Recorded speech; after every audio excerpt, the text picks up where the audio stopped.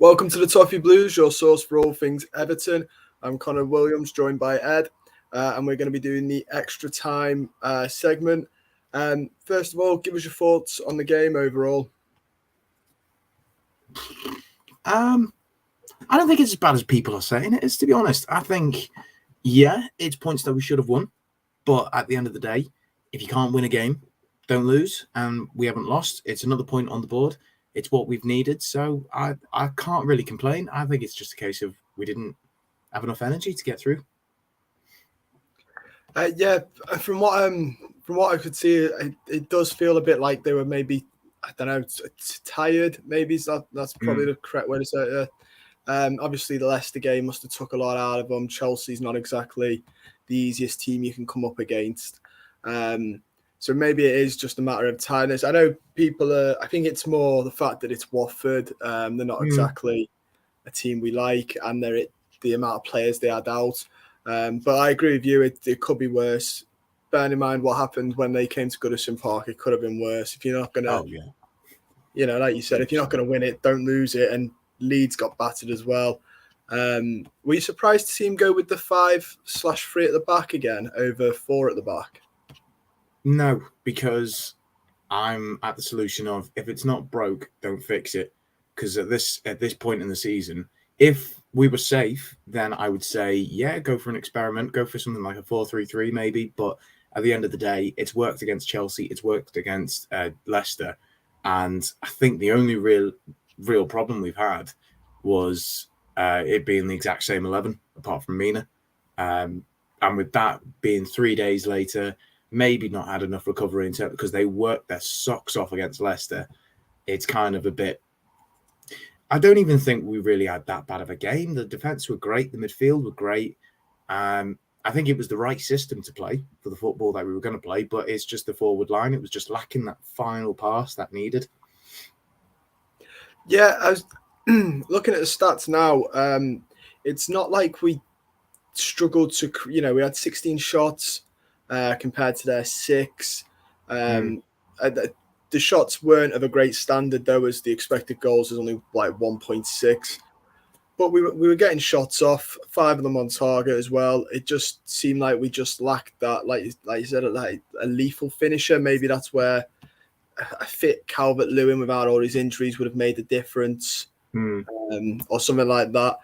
Speaking of Calvert-Lewin, he did come on in the 77th minute. What did you think of his cameo? I thought it was very good. The way I see it was, if he was fit enough for 10 minutes, he was fit enough to start, because immediately, I think I saw a difference straight away than, like, if you compare it to, say, Man United when he was clean through on goal against De Gea. And I've backed him to a certain extent. Maybe there's been things with that attitude or whatever, but I personally think it's to do with his fitness. I don't think he trusts his own body to be able to make the sprints, because especially with the likes of the Man United thing, David De Gea is one of these that could just fly straight into a player.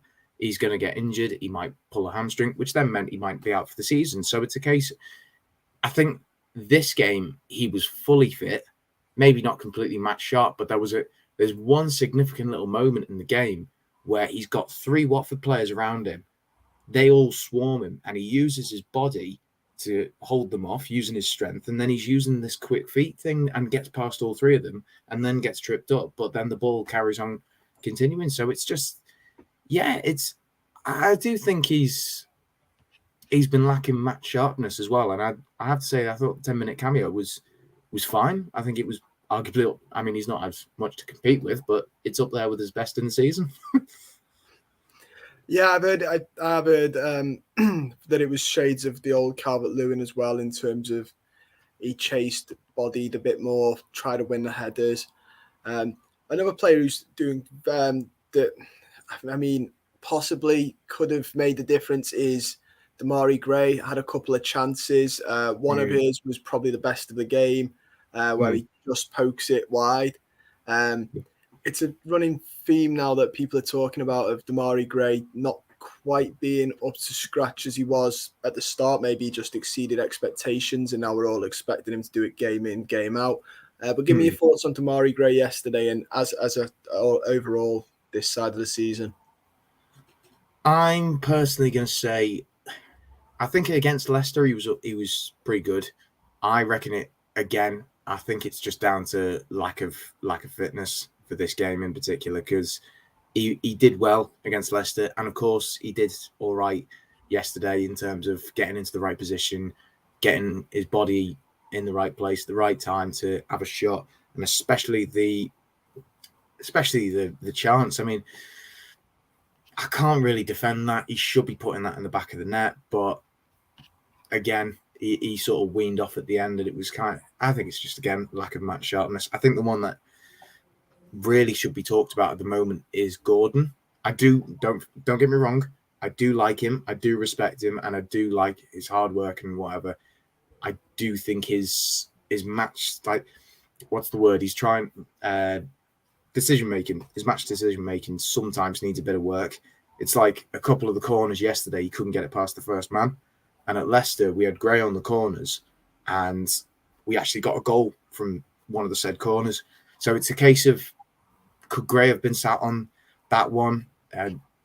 It's little bits, but it's being nitpicky. It's another, the way I see it, it's just another point. We haven't lost. It's one of those games where it's like, oh, they haven't had a win in 11. Here comes Everton. So yeah. Yeah, no, I fully know what you mean. Like, it was when obviously, like I said, people were a bit like, I was quite excited when I saw how many players there were out. That front line that they had out was relatively an unplayed, like, that's not their usual front three. But as much as I was excited for it and thought, oh, this is our chance, I did also think it'd just be so Everton for them to then turn us over in the midst of all of it. You know, they're already relegated. A couple of people had said in the chat the other day, and I think it was Paul was on about Fulham as well, when Fulham were relegated a season ago, and they just absolutely turned us over when we went there. So I guess it is like that, like it's the glass half full or half empty, depending on how you want to view it. Interesting you mentioned Gordon, though. He is one that I saw being spoken about a lot on Twitter. I must have to agree. I think his end product could be a little bit better, and like you said, his decision making. But do you like, surely his age, that'll come as he progresses. Oh yeah, no, absolutely. I think I don't like I say, I don't disrespect him at all in terms of his work ethic and hard work, because a lot of times this season he's been the only one on the pitch that looks like he's given a crap about the team. So he obviously cares. He's obviously, he's a big player going forward. It is just a case of he's going to be one for the future. Just, we shouldn't really have to be putting all our hopes and pinning them all on a kid from the academy that is still learning the graft. And that's why, unfortunately, he gets a lot of criticism, because a lot of people are pinning their hopes on him to turn up something, which then, in a way, doesn't help him either, because then it probably puts in his mind, I've got to do this. I've got to score the goal here because nobody else is going to. Yeah, I agree. I think obviously this season he's had a bit of a breakout season. He's excited fans, mainly because of his attitude of he just runs at players. I think it's something we haven't seen for a little bit of players just taking on with that sort of intent. But like you said, I think it is a bit of, he's come from the academy, he's a local lad, expectations always get pushed on them as well, and that might be a little bit of it.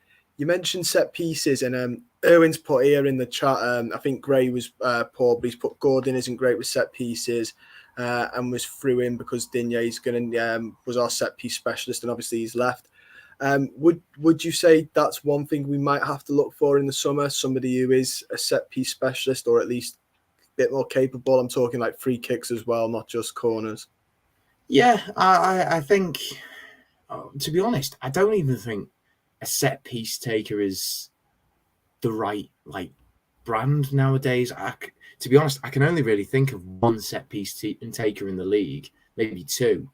That is exceptional, and it's like De Bruyne, Ward-Prowse, and then obviously Trent Alexander-Arnold as well. But there's not a lot of set piece takers in a sense, is there? It's just a case of people who can hit a shot well, hit a cross well.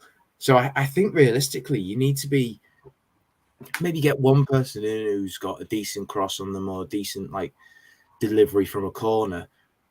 But then it's a case of us training said players as well, so we're not having to just rely. I mean, like Erwin put there perfectly, we relied on Dean way too much, and once Dean left, we've got nothing to do in terms of set pieces. So then we've stuck Gordon on them, who's probably I don't know whether he's been chosen or whether he's volunteered, but maybe get someone in who worked particularly well on them.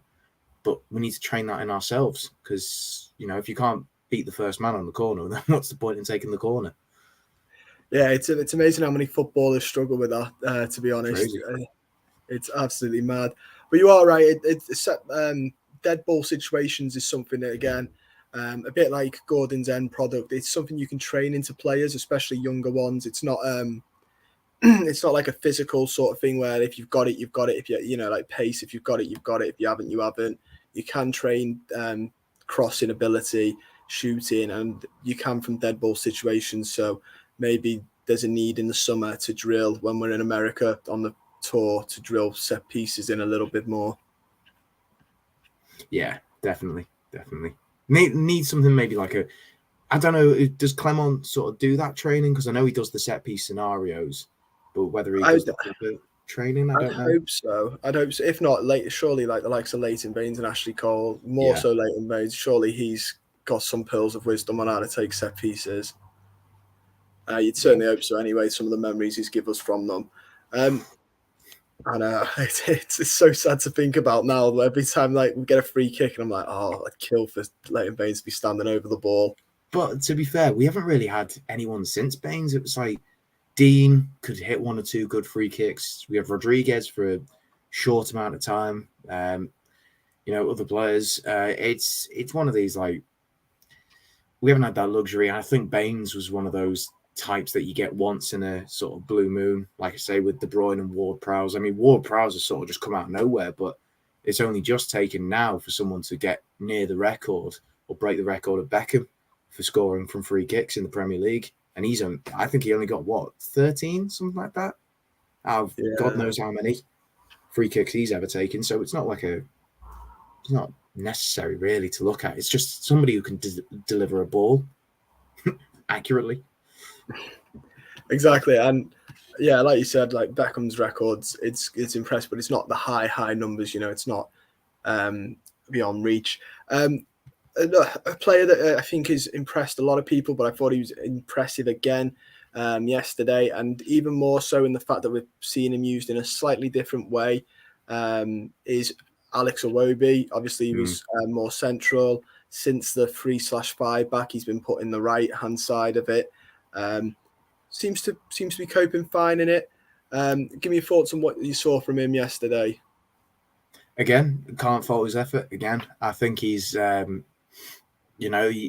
his family were in the stand last night, not actually too far back from where I was standing. And they're just seeing the looks on all their faces. They're buzzing for him to get given this chance to, one of my mates was speaking to his dad, and he's absolutely just buzzing for the fact that he's getting his proper chance now. And I think it's a case of, he's being played maybe in a position at the moment that he's not the greatest in terms of his comfortability, but he's putting in his effort, and it's all anyone's ever asked of a team. The bare minimum, you put your effort in, and he's done great in terms of like putting the tackle in as well. Like I think it's going underrated what his like tackle success rate is. I think it's probably got to be among the highest in the squad for these last 3 games at least. Every time someone's getting the ball down the right hand side, Coleman doesn't have to worry because Iwobi's there to just whip the ball away, and then he's just out in skilling past everyone. Well, coincidentally, I've got his tackles won for yesterday. 4 out of 5, so 80% tackle percentage, which, do you know what, probably is up there for the highest in the squad. And like you said, it's Iwobi's a player who you'd associate with being a more attacking player, but his defensive game, 80% tackles won, 13 recoveries. It's 1 clearance, 1 interception. It's impressive how much he's willing to be put in different positions, and like you said, works hard. He came out, didn't he? I think it was about 2 weeks ago now, and he said Everton fans just want to see, the intent, the hard work. And it's something I think I've not met a fan yet that supports Everton that doesn't ever say, "Oh, I'm not bothered if they don't work hard." I think it's something that everyone asks as a bare minimum. Everyone I've spoke to, everyone who comes on always says the same thing. Even if you're not that good, just work hard. Paul mentioned, Umar Niasse isn't a very technical footballer. Dennis Stracalazi was never the most technically gifted in the world either. But they tried and they looked like they cared. And that's what won them over as, I'm not going to say cult heroes, but very much admired within the fan base. Yeah. First player I got on the back of my shirt was Niasse, just because I love him. Just his hard work. He's just amazing. I mean, I sort of went a little bit viral on Twitter with having the Iwobi sign posted up, and it's just nice for him to sort of be rewarded in terms of faith, because I think it's been a case of, I always say it to people whenever you go and do exercise, half of it is physical, half of it is mental. He's clearly got the physical side, he's clearly got his fitness. Every player in the squad videos always says he's the most skillful one in the team. I think it has just been the mental side. He's had Silva, didn't really want him. Ancelotti didn't really rate him or give him enough of a chance. And then Benitez, well, less said of him, the better. And Lampard has probably been the first manager since he's been here to really just put his arms around him and just say, "Listen, mate, I back you all the way. Go and work hard and the rest will fall into place." And he's probably had that bit of a confidence boost. And since then, it's just like that, puts his effort in, and everything just improves with him. Yeah, I've got to agree. He's really been impressing me. And like you said, he has had, I think it's fair to say he's had a tough time of it, hasn't he? He's struggled. He wasn't the most popular lad about a season ago. If you'd said to me a season ago, to be fair, if you said to me him and Fabian Delph were going to be staples in the team in a relegation battle, I'd have probably laughed out the door. But him and Fabian Delph, who we'll talk about a little bit later, have had it a little bit tough and are coming through the other end now when we need them. Speaking of Fabian, I might as well get straight on to him. Another solid game from him again. Can't really fault him. Another solid game. Him and Decore seem to work relatively well together. And I think, to be fair, he's coming in at the right time, because I think Alan was starting to look a bit tired. It looked like he was running himself into the ground. Give me thoughts on Delph as he's come back into the team. And the other question is, would you offer him a contract? Because there are talks of, Delph getting another year's contract, extending it. What are your thoughts on all of that? It's a weird conundrum for me, because I think it would...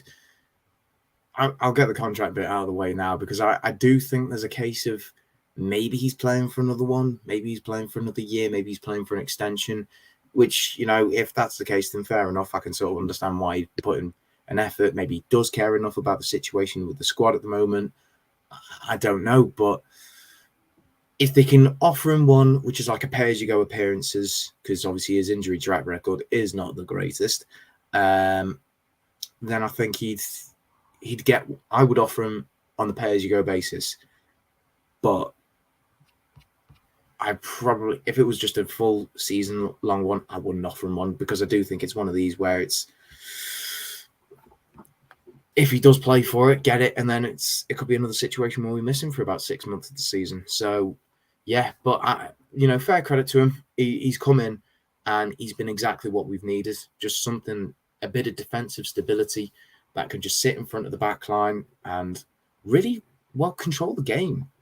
A lot of the time. I mean, there was a couple of tackles last night where it looked like Watford were nearly clean through, and he just timed every slide tackle to perfection. Just literally just like a defensive barrier, just didn't let anything get past them. And I think that's probably why they didn't have any shots on target, because it was a lot of long range efforts where Delph was standing between them and the goal. So they just thought, well, there's no way of getting past him. I'll just have to have a shot from here. Yeah, I think he's very much, his sort of situation is a little bit like the whole Yerry Mina situation, isn't it? Of Yerry Mina's on his last 12 months, I think it is, come the summer, and people are like, do you sell him and cash in? Don't you sell him? For the exact same reason of Yerry Mina can't stay fit, unfortunately. He's as good as he is when he plays for us. He can't stay fit. Just quickly, are you on board with trying to, if an offer comes in, selling Yerry Mina in the summer, or do you think we should offer him another contract? Oh God, that's another big question, isn't it? I think it's a case of I love him, I love his character, I love his personality, and I don't like it when people are questioning it because I don't think he's got bad attitude. He clearly cares enough. He clearly gets involved in the games. I think it's a case of his body just isn't able to support what he does because, say like the Chelsea game, for example, he's getting all over the place. He's getting in the Chelsea players' faces. Him and Everton's had a right good argument on the pitch, basically the full 90. And he's not shy of a challenge either, which I think is another big thing in terms of showing his attitude. I just think it's his body because he's what 6'5", isn't he? Something like that. Yeah. So he's carrying a lot of height there. And if you've ever noticed, his injury is always with his legs. It's never his body. He's never had like a dislocated shoulder, never had a broken arm, never had like anything like a wrist problems or whatever, which is a surprise considering how much he goes in for tackles. It's always his legs, it's always his hamstrings, it's always something like that. But I think it's just purely because his legs just can't contain him, which I think it's been a case of since he's been at Everton, since he's had to be quite physical in terms of a lot of running. His body isn't used to it anymore. So it's a shame because I love him to bits and I do think he's our best defender on his day. But yeah, if a good offer comes in, then I'll happily wish him well because I have nothing bad to say against him. Yeah, no, I completely agree. His attitude for me has always been top as well, and I do think if he was fit enough, he'd be a great sort of captain or at least leader on the pitch. Obviously, he got it during Duncan Ferguson's when he did the Villa game, didn't he? I think he gave it to Mina then. And he's a great leader character as well. Him and Richarlison get on, all the lads when he was injured and he was waiting out down the tunnel. I can't remember the game now, but he was waiting down the tunnel and the club YouTube channel caught it. They all react to him really well as well. Nobody snubs him. United, wasn't it? I think it might have been United, yeah. Yeah. Everyone really likes him, high five and big smiles to see him. He's clearly quite an important character, which I know some people are like, oh, what use is a character? But in football, quite a lot. When you look at our improvement now, a lot of that, the players haven't changed. We still got the same players. I think a lot of that is the characters changed. Like you said, Lampard's managed to change. I'm going to say the belief, but just the morale in the squad. I think when you look at them now compared to, October, November time, when we were under that bad Benitez slump, and same players, completely different attitude. Yeah, it's crazy, isn't it? How just a refreshing. I think it's just the case now with a lot of these like former pros coming into these Premier League jobs. I mean, you look at, say, for example, Gerrard getting into Aston Villa. You look at Patrick Vieira going into Crystal Palace, Mikel Arteta going to Arsenal. A lot of these managers know what it takes to be playing in the Premier League and what it is to win the fans over, especially with Lampard when he talks about the Goodison crowd and the Everton fans. He just knows how the fan base works and he knows what's needed to do for to just play and win Premier League games. And I think it's what this sort of archetypal type of manager is like going now from the game. I mean, Benitez, Allardyce, they're not getting many jobs at the moment. So it's, it's one of those where it's like, this is now going into a new phase of manager where you're going to see a lot more ex-pros turning manager now. Yeah, I think that's one of the, obviously Lampard was very, very complimentary of Everton fans the other day. I saw his comment where he was on about City and Chelsea fans and said that obviously they support it, but he said the Everton support is just that little bit more different than those two, which, bearing in mind the years he spent at Chelsea and how adored he is there, the fact he threw Chelsea in there, I was a bit like... Do you believe it then? The cynic in me says no, because it's sort of like Ancelotti said nice things and then sort of left. The cynic in me says no, and I don't think there's much loyalty in football. But nice to believe, isn't it? Yeah, I suppose. I mean, I get it. Like, I don't know whether it's just one of these fake comments that's come up, but I know our fan base is when they're in the mood, when it's like when the game's going well, when they're working hard, I don't think is a lot better. There isn't many better in terms of the league, maybe even the world sometimes, but that's just us being in a biased viewpoint, I guess.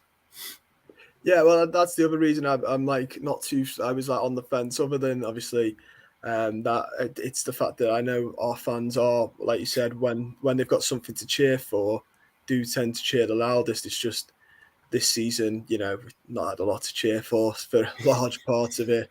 It goes hand in hand, doesn't it? It was. I remember it was a big talking point earlier on in the year of, oh, the atmosphere is not very good, and people quite rightly were clapping back and going, "What do you want us to cheer? Losing, silly amounts under a manager that isn't liked, never was going to be liked." Sort of. It was a bit demoralising, and it was like, oh, well, the fans aren't cheering. It was like, what do you expect them to do? They're not going to cheer being 2-0 down. That'd make them look demented.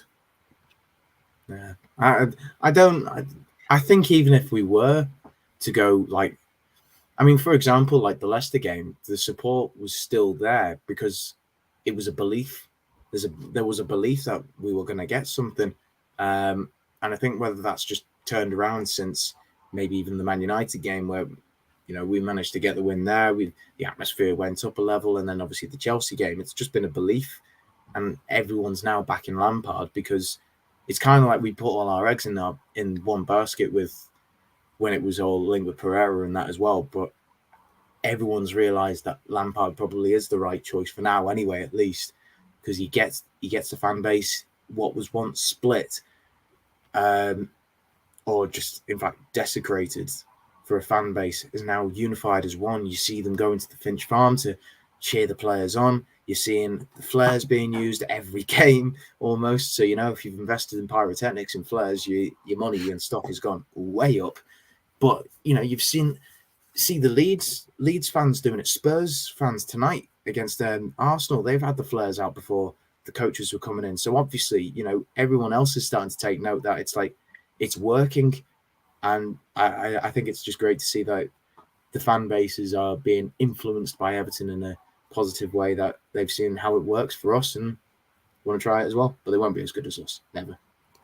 No, I've seen the Leeds one, and I must admit it was quite sad. Yeah, it was really sad, wasn't it? It's Yeah. well, I mean, sad as in like like a bit pathetic, really. Bearing in mind they're in the same boat as us, and it was at home. I don't Yeah. really. If it was just a normal game and they were dead in the middle of the table, I'd be like, oh yeah, fair enough. Why would you? But they're literally in the same sort of boat and probably worse now than us. Before we get on to Leeds and Burnley, because a couple have asked about how you think they'll fare and will fare. While we're on about fans, though, and obviously you said you were there, what was the atmosphere like last night? Definitely different in terms of Leicester, because I don't think anything until like we get to like a cup final or semi-final will ever be able to match that. Definitely won't be able to match it in terms of the domestic leagues until we get at least near top four or even challenging for the league at God knows one point in the far future. But there was still a lot of support, especially when the teams were walking out. Z Car's coming on. Obviously, everyone's doing their sing-song along to that. And then the Spirit of the Blues getting sung again. And for a lot of the game, there was little bits, like every 10 minutes, so like a minute of quiet, just because there was nothing really happening in the game. But no, the fans are still backing the team, and I think everyone knew that we needed to back them fully, 100%. And there was no boos or anything at full time either. Everyone was applauding because, like, at the end of the day, we didn't lose. So, and they put in a good, in my opinion, good enough effort. So I think everyone else agreed, and it was nice to see the songs around still. Yeah, well, like you said, we've spoke about the results, and like it seems like the majority were like it could have been a lot worse. Looking at the table now, because a couple of people have asked about Stink Poot has put will Burnley and Leeds get 3 more points. Wonderless has put Burnley have Spurs, who are currently 2-0 up in the North London derby. Ooh. Yeah, Harry Kane getting two of them, one of them from the penalty spot. So obviously they've got a tough run. But looking at the table now, we sit in 16th, 2 points clear of Leeds and Burnley with a game in hand on Leeds, which is Brentford at the weekend. Do you think, obviously, we're not safe till we're safe and we're not down till we're down. How does it make you feel now, though, looking at the sort of results we've got that probably we weren't expected to get? Thinking more, the Chelsea and even Leicester away. I don't think on our away form it's fair to say nobody thought we were going to get that as a win. How are you feeling now compared to, like, say, now 2 weeks ago? Well, I think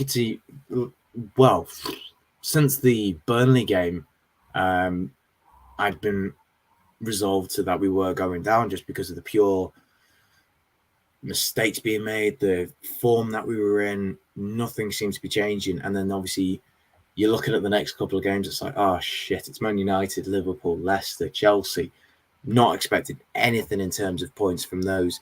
But it's if you told me that we'd get one loss and that was against Liverpool, I'd be like, absolutely, I'll have that any day of the week. Because before the Leicester game, before we were getting on the coach, a couple of people were saying, look, get a draw today, get a win at Watford, happy days. And we've just had it, just the other way around. So it's like we've still got what we've wanted, which is points on the board. And I think I read it somewhere that if Leeds lose their next game, we only need a point on Sunday and we're fine. And even if we win both these home games anyway, we then can't be caught and we're safe and we go to Arsenal with nothing to worry about. It's just a case of hopefully getting these two home fixtures over the line, because a lot of people, I think, have overestimated us as a team and our opponents, because Brentford are not, apart from really the cup game, they've not really been pushovers this season. And Palace as well, they're another one that aren't really being pushovers at the moment. So we still need to turn up and do the business on Sunday at least. And then hopefully, results go away at the weekend and we don't need to worry about the rest of the games. Yeah, it is. Looking at the future things, fixtures for them. Leeds have got Brighton, so they've gone through their tough period of City, Arsenal, and Chelsea, which is massive. I think that's helped as well that Leeds had their, because up until then they were in a bit of form. It's helped that they've had 3 really tough games back to back. They've got Brighton and then obviously Brentford on the final day. Brighton are a very obviously sitting 9th, which for Brighton is very good. Well, I mean, if you actually look at the records, Brighton away from home have been incredible this season. So that's realistically, I think that's one they're going to be very worried about. And I do think as well for Leeds, they've now lost Dan James as well and Luke Ayling. They were out for the season. So, and especially with all the injuries, I mean, it's a bad form of luck in terms of what they've lost, because they have Phillips out for ages. They've lost Bamford, and it's crazy. So I do feel sorry in terms of for the Leeds fans, because they've had a horrid amount of luck this season. But it's luck of the draw, unfortunately, especially for we've had it as well. So it's timing, really. Yeah, exactly. Like they're, I was going to say the fixtures have gone our way towards the end here in terms of them having a tougher account. But like you said, we've to be fair, we've had our tough fixtures. Liverpool, United, Chelsea could very easily have been the 2 we've won, United and Chelsea, and even Leicester. That could have been our run of tough games that we lose, and we could be right where Leeds are. It just like you said, look at the draw, how you turn up. But Leeds have suffered as well. I think Marsh has hinted, hasn't he, at Bielsa just overrunning them, and then picking up injuries left, right, and centre, which is tough. But at this point, it's either us or them. So as much as I feel sorry for the Leeds fans, I'd rather it be them than us. And they've been down there before. I'm sure they'll bounce straight back up. What do you think about Burnley's chances, though? Because obviously, like you said, if we get a point or something and they lose, we're safe. what do you think about Burnley? They're looking at them. They've got some tough games. They've got Villa again, Tottenham next, though, who look to be on fire for the last couple of weeks. And then they've got Newcastle, who are no slouches either. Newcastle are doing all right under Eddie Howe. Is the Newcastle game at St James's Park or at Turf Moor? No, it's at Turf Moor. Turf Moor. Maybe they can get a point there. I think it also depends on who's left to play sort of the top six, because obviously we've got Arsenal on the final day, but Burnley have got Spurs. Depending on how this result goes tonight, could be if Arsenal qualify for the top four by somehow beating Spurs. So, it's if Spurs manage to win tonight, then are they going to take the gas off on? Is it Sunday or Saturday to play? Saturday, I think. Sunday. Sorry, Sunday. So there you go. I mean, we're still the last game to play on the weekend in general, so it'll be a case of how we react to said results. Because if we, like I say, if the results go our way and we only need a point, then we might just grind out a 1-0 or something like that, or even just get a draw. But if Leeds win and then Burnley win, then obviously it'll encourage the crowd and encourage the team to go out and make a performance and hopefully get a win there. So I think it's better that we're definitely, obviously, much better that we're in the position now than what it was a few weeks ago, because there is less pressure in a sense on us, but we just need to keep our wits about us, because there's still every chance we could lose every game, and then Leeds, pull a couple of results out of the bag, they get out, and we're right back in it again. Exactly. This sort of hints on as well. Wonderless has put here, I understand frustrations at the 0-0 yesterday. I know against an already relegated side, but can't really agree with the some of the people that are saying it's reversion to type, gutless, spineless, the Everton of old.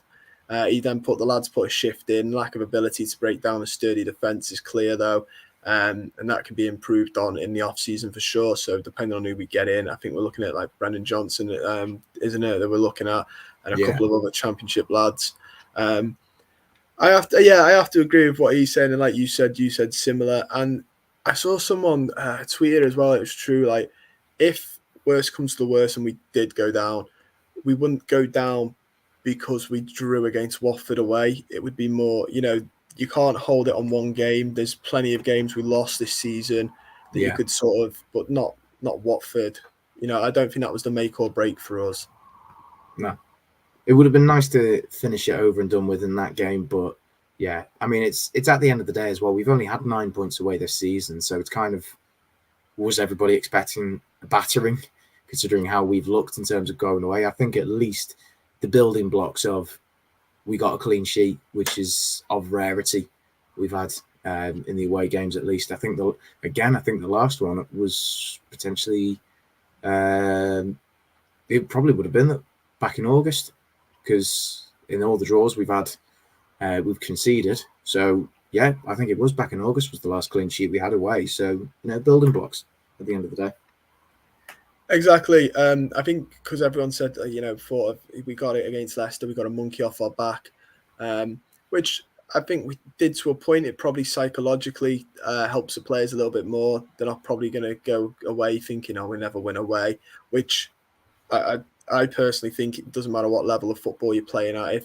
If you're struggling away from home, that mental sort of, "Oh, we never win away," does creep in. It must do, just that sort of, if you had a bad day, and like when they say it's about mindsets, and if you have a bad day, everything bad seems to happen to you. It must seep in. I refuse to believe professionals, sportsmen of any level don't believe superstitions like that. Like you said, it's building blocks. It's a change of mentality, and I think it just comes down to the fact that they were tired. Maybe tough to break down. To trust Watford to turn up defensively on this game, compared to the Palace one where they looked like they were already in holiday mode. But it could just be just to reinforce that point. I think they brought on a third centre back after like the 60th minute. So it's always a bit like, if you've not got much energy anyway, you're defending against, attacking a brick wall basically, and it's not really much to be expected. I'm just glad we didn't lose it in like the last minute or something. Yeah, that'd have been an absolutely gutting one, especially like you said, because they had no shots on target. That'd have been tough. that'd have been a tough one to take. But it is what it is. We've got to keep moving. What are your thoughts for Brentford? Obviously, like you said, there are no slouches. Christian Eriksen is enjoying himself again, back at enjoying football. What are you feeling confident though? Because it is at home, and I imagine the home atmosphere will be similar to the Chelsea game. Yeah, I just hope it doesn't we don't drop off. We just keep the same tempo, and that's, I mean, as the fans, we go a goal up. Doesn't matter. Doesn't matter that it's against Brentford. Keep the atmosphere going at least till the end of the season, because obviously the players do need it, and there's any chance that we might slip up at one point and then let Brentford back into the game. So, I mean, I love Christian Eriksen as a player. He's one of my favourites that I've ever watched, and I do worry about how we're going to turn up. But if we've learned anything from Watford, if we've learned anything from the previous two games before, then yeah, I think we should be okay. Touch wood, just knocked on my desk, obviously. That we should get a win. So yeah, it's just one of them. Be wary, but we should be okay. Yeah, and I think it's fair to say this Brentford team, give credit where it's due. I thought about a month ago, obviously we beat them in the cup, but about a month ago I was watching them and it looked a bit like hoofball at times, and I thought they were going to be the ones that we drag into it. I thought they were going to do what Leeds have done. I think we had a couple of games in hand on them, and I was one of the ones going, Brentford will get dragged into this. I don't see anything about them. Not just Eriksen, but the whole change in them, the change in their sort of style, because I don't think they're as much hoofball now as they were about a month ago. No. You have to give credit to Thomas Frank for changing it so quickly and at a pivotal point. We have also forgotten, I think, as well, that they did manage to beat Chelsea 4-1 at Stamford Bridge. So, not to be underestimated. No, yeah, I was going through their last couple of results before, and I saw that one, which had slipped my mind. And I was just like, oh dear, that's not the type of results you want to be seeing when you're going into a game with them at the weekend. Not at all. But well, speaking of yesterday again, give me your. I don't like saying worst player because it's such a horrible word, and every time I say it on this, people say it's a horrible way of wording it. Give me your room for improvement. We'll do it like a teacher would. Room for improvement player, and give me your man of the match from last night. Okay. I think I will say, Gordon or Gray. That's a hard one. I think probably going to be Gray, just because of I guess what we've been expecting the past couple of games. I think Gordon you can sort of let off, like I say, because he's still just a kid. And I can say that because I'm older than him. But yeah, Gray, I would say definitely didn't perform to the best of his ability, which we know he can do. But best player, I think it's got to be said, has got to be Mykolenko. These past 3 games, he's been up there with the best in the team, and he's really, really done. He's done amazing. It's just these past few games, he's just turned a corner, and he's looked amazing. He kept Watford quiet down that side completely because he kept trying to go through Iwobi, didn't work for him. Had a go at Mykolenko for a bit, and he just kept them quiet for the whole game. So, yeah, Mykolenko, my man of the match. Yeah, he's very much impressed me. The last couple of times I've been saying this, it's he sort of does the steady. Obviously, he had that bit of a patch where he was getting a bit slaughtered. There were apparently rumours of Duncan Ferguson saying he's no good and all that rubbish. And then since then, I think he's one of those who, when you look at match ratings, he's not going up to he's not doing solid 8s, but he's going 6.5 to 6.6 to 6.7, and then as recently just had solid 7s across the game. And I think it was Paul that was on the other day was saying, that's what Everton fans used to have. The David Moyes area where you'd have certain players who just never pulled up trees, but were just solidly consistently 7 out of 10 workhorses. And to be fair, one of the biggest criticisms I think people were a bit worried about was Mykolenko going forward. His goal the other day was Absolutely amazing. Didn't know he had that in his locker. I don't know if you could do it again if you gave it to him again in the same instance. But He it was did a it once. fantastic I goal. don't know if you've seen. Just to interrupt you, I don't know if you've seen it on Twitter, but he did actually do it at one point for Dynamo Kiev. Like basically a carbon copy of the same goal on the volley again. So yeah, basically, if we've ever got a corner, just give it to him on the edge of the box. I was going to say that'd be a brilliant corner set. We were on about corners before in set pieces. There you go. Instead of just beating the first man, trying to beat the first man, just whip it right the way to Mikolenko on the far edge of the box. That'd be very happy for us. But yeah, he's a player that improves every time I watch him.